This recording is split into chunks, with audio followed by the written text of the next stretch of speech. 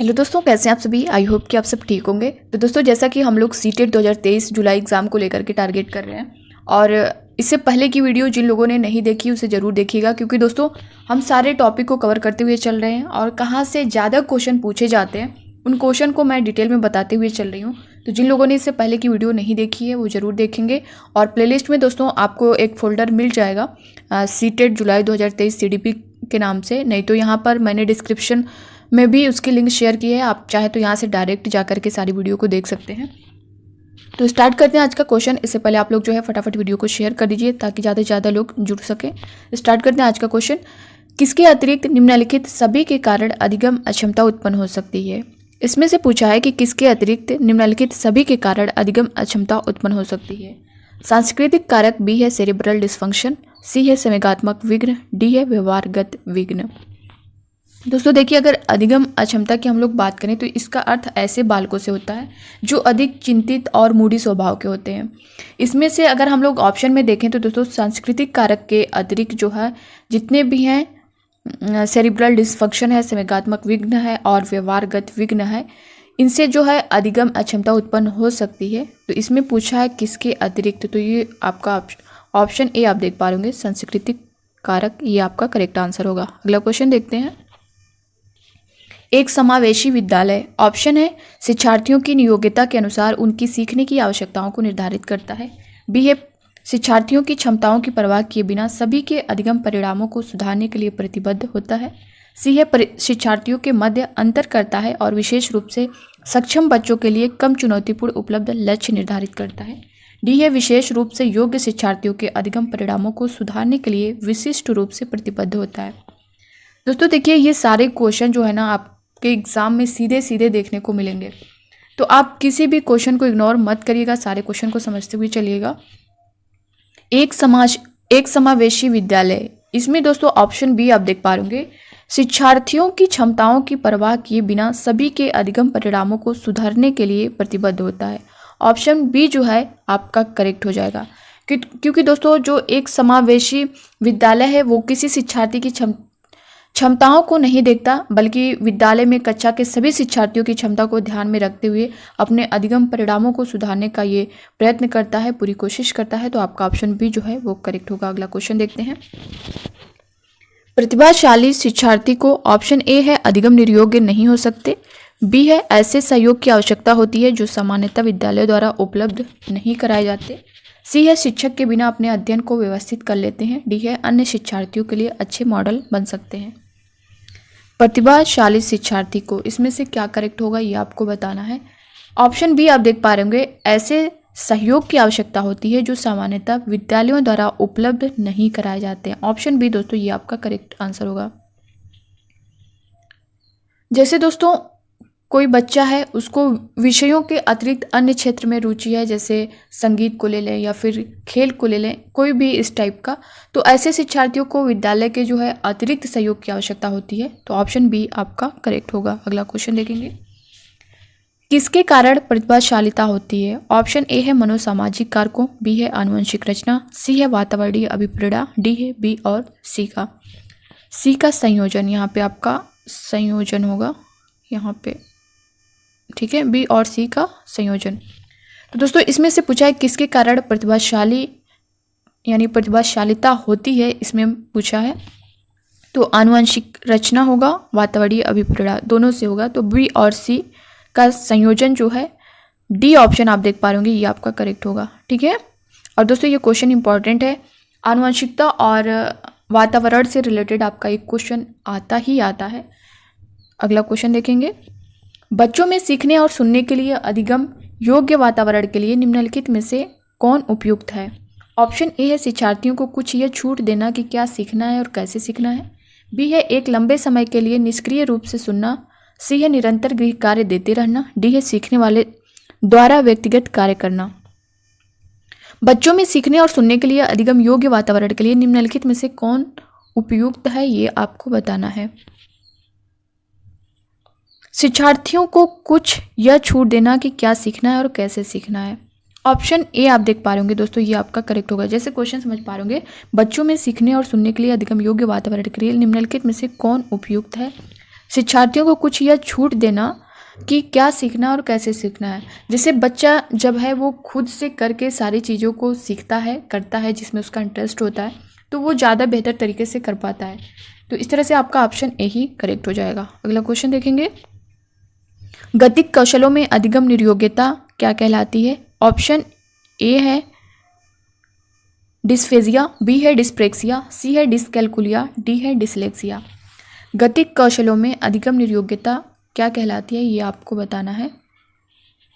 दोस्तों देखिए, गतिक कौशलों में अधिगम निर्योग्यता जो है ये डिस्प्रेक्सिया कहलाती है। ऑप्शन बी आप देख पा रहे होंगे, ये आपका करेक्ट आंसर होगा।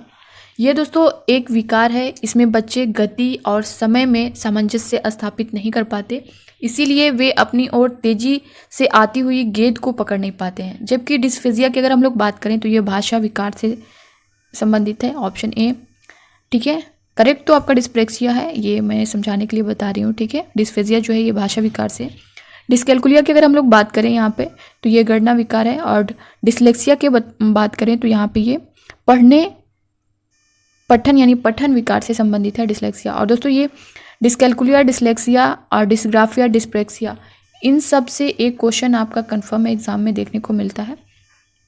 तो इस क्वेश्चन का जो आंसर है वो डिस्प्रेक्सिया है। अगला क्वेश्चन हम लोग देखते हैं, अधिगम निर्योग्यता। ऑप्शन ए है समुचित निवेश के साथ सुधार योग्य नहीं होती, बी है एक स्थिर अवस्था है, सी है एक चर अवस्था है, डी है जरूरी नहीं कि कार्य पद्धति की हानि करे। तो अधिगम निर्योग्यता आपको बताना है, आप लोग भी अपने आंसर करिए। दोस्तों देखिए, अगर हम लोग अधिगम निर्योग्यता की बात करें तो इसका तात्पर्य उन विकारों के समूह से है जिनके कारण किसी व्यक्ति में सीखने, पढ़ने, लिखने, बोलने, तर्क करने और गणित के प्रश्न हल करने में कठिनाई होती है। और इसमें दोस्तों अधिगम निर्योग्यता जो है एक चर अवस्था है और इसका इलाज भी हो सकता है। तो आप देख पा रहे होंगे ऑप्शन सी एक चर अवस्था है। ऑप्शन सी आपका करेक्ट आंसर होगा। किसके अतिरिक्त निम्नलिखित समस्या समाधान की प्रक्रिया के चरण हैं? ऑप्शन ए है परिणामों की आशा करना, बी है समस्या की पहचान, सी है समस्या का छोटे हिस्सों में बांटना, डी है संभावित युक्तियों को खोजना। इसमें से पूछा है किसके अतिरिक्त निम्नलिखित समस्या समाधान की प्रक्रिया के चरण हैं। इसमें से 3 चरण हैं, इसमें से कौन सा एक नहीं है वो आपको बताना है। दोस्तों समस्या की पहचान करना ये तो आपका है, समस्या का छोटे हिस्सों में बांटना ये भी आपका है, संभावित युक्तियों को खोजना ये भी है, ठीक है। परिणामों की आशा करना ऑप्शन ए नहीं है, ऑप्शन ए ही आपका करेक्ट आंसर होगा। अगला क्वेश्चन देखेंगे, एक शिक्षक को ऑप्शन ए है व्याख्यान पर अधिक ध्यान देना चाहिए और ज्ञान के लिए आधार उपलब्ध कराना चाहिए, बी है शिक्षार्थियों द्वारा की गई त्रुटियों को एक भयंकर भूल के रूप में लेना चाहिए और प्रत्येक त्रुटि के लिए गंभीर टिप्पणी देनी चाहिए, सी है शिक्षार्थी कितनी बार गलती करने से बचता है इसे सफलता के माप के रूप में लेनी चाहिए, डी है जब शिक्षार्थी विचारों को संप्रेषित करने की कोशिश कर रहे हो तो उन्हें ठीक नहीं करना चाहिए। एक शिक्षक को इसमें से क्या करना चाहिए ये आपको बताना है। व्याख्यान पर अधिक बल देना चाहिए ये आपका नहीं होगा। शिक्षार्थियों द्वारा की गई त्रुटियों को एक भयंकर भूल के रूप में लेना चाहिए ये भी नहीं होगा। शिक्षार्थी कितनी बार गलती करने से बचता है इसे सफलता के माप के रूप में लेना चाहिए। ऑप्शन डी दोस्तों जब शिक्षार्थी विचारों को संप्रेषित करने की कोशिश कर रहे हो तो उन्हें ठीक नहीं करना चाहिए। ऑप्शन डी आपका करेक्ट हो जाएगा। जैसे कोई बच्चा है वो अपने विचारों को संप्रेषित करने, उन्हें व्यक्त करने की कोशिश कर रहा है तो उसे शिक्षार्थियों को विचारों के व्यक्त करते समय जो बीच में संशोधन किए जाते हैं टीचरों द्वारा उन्हें जो है करना नहीं चाहिए, टोकना बोलना नहीं चाहिए। क्योंकि दोस्तों अगर वो आप बीच में अगर एक शिक्षक के नाते अगर कुछ बोल देते हैं या कुछ कह देते हैं तो बच्चों के अंदर जो है डर पैदा होता है और दूसरी बार जो है वो किसी चीज़ को बताने के लिए, अपने विचारों को अभिव्यक्त करने के लिए वो जो है झिझक महसूस करते हैं। तो बच्चा जब खुद से अपने विचारों को बताता है या संप्रेषित करने की, व्यक्त करने की कोशिश करता है तो उस बच्चे के विचारों के व्यक्त करते समय बीच में संशोधन के लिए नहीं टोकना, नहीं बोलना चाहिए, ठीक है। तो ऑप्शन डी जो है यही आपका करेक्ट आंसर होगा। सीमा परीक्षा में A+ ग्रेड प्राप्त करने के लिए अति इच्छुक है। जब वह परीक्षा भवन में दाखिल होती है तथा परीक्षा प्रारंभ होती है वह अत्यधिक नर्वस हो जाती है, उसके पांव ठंडे पड़ जाते हैं, उसके हृदय की धड़कन बहुत तेज हो जाती है और वह उचित तरीके से उत्तर नहीं दे पाती। इसका मुख्य कारण हो सकता है। ऑप्शन ए है शायद वह अकस्मात संवेगात्मक आवेग का सामना नहीं कर सकती, बी है शायद वह अपनी तैयारी के बारे में बहुत आत्मविश्वासी नहीं है, सी है शायद वह इस परीक्षा के परिणाम के बारे में बहुत अधिक सोचती है।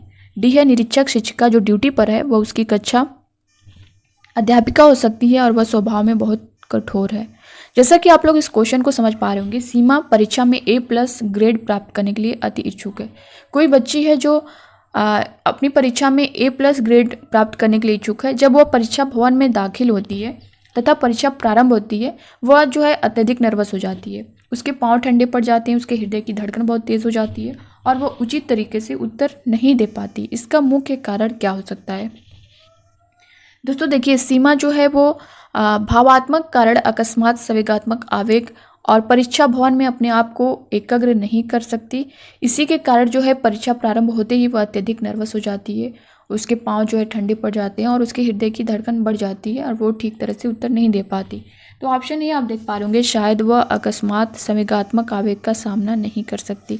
ऑप्शन ए ही आपका करेक्ट आंसर होगा। तो दोस्तों ये थे आज के 10 क्वेश्चन। आप लोगों को कैसे लगे और इन 10 क्वेश्चन में आप कितना कर पाए, अपना फीडबैक जो है कमेंट बॉक्स में कमेंट करके ज़रूर दीजिएगा। वीडियो अच्छी लगी होगी तो लाइक करिएगा, ज़्यादा से ज़्यादा शेयर करिएगा, अपना लव और सपोर्ट बनाए रखिएगा। मिलते हैं नेक्स्ट वीडियो में, तब तक के लिए bye bye, take care, thank you, खुश रहिए, पढ़ते रहिए।